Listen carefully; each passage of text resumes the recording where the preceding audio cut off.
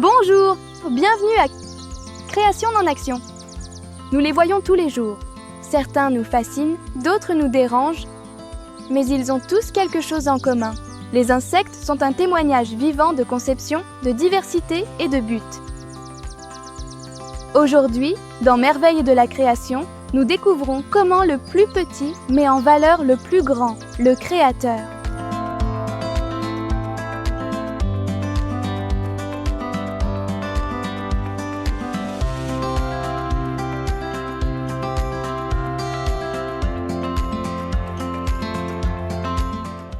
Les insectes sont les véritables champions de la biodiversité. On estime qu'ils représentent plus de 80% de toutes les espèces animales connues. Leur corps est composé de 3 parties, la tête, le thorax et l'abdomen, avec un exosquelette de chitine qui leur confère protection, légèreté et structure. Outre la protection, l'exosquelette contient des capteurs qui détectent la température, la pression et les vibrations. C'est comme s'ils disposaient d'un système d'alerte intégré, bien avant que les capteurs modernes n'existent. Une telle chose peut-elle être le fruit du hasard? Les insectes tels que les papillons, les coléoptères ou les moustiques subissent une métamorphose, le tout parfaitement orchestré.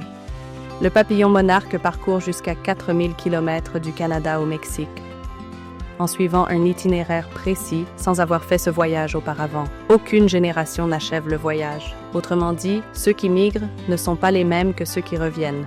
Elles possèdent un système d'orientation complexe, coordonné avec leur horloge interne et l'axe magnétique terrestre, ce qui défie les explications évolutionnistes étape par étape. Les abeilles ne font pas que travailler, elles communiquent aussi. Lorsqu'une abeille trouve des fleurs, elle retourne à la ruche et exécute une danse codée pour indiquer la distance et la direction de la nourriture par rapport au soleil. Qui ne reconnaît chez eux la preuve que la main de l'Éternel a fait toutes choses? Les insectes ne sont pas le produit de millions d'erreurs aléatoires, mais d'un créateur qui a pensé aux moindres détails.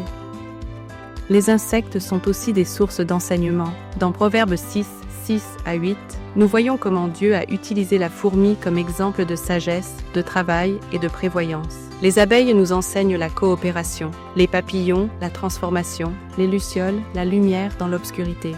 Chacun a son rôle, sa fonction, son objectif. Il en va de même pour vous. Dieu est un créateur personnel, sage et proche. Il a tout créé dans un but précis et cela vous inclut. Les insectes, aussi petits soient-ils, témoignent d'un grand Dieu. Eux, sans parler, proclament la gloire de leur Créateur. Que chaque vol, chaque bourdonnement, chaque petit miracle de la nature te rappelle.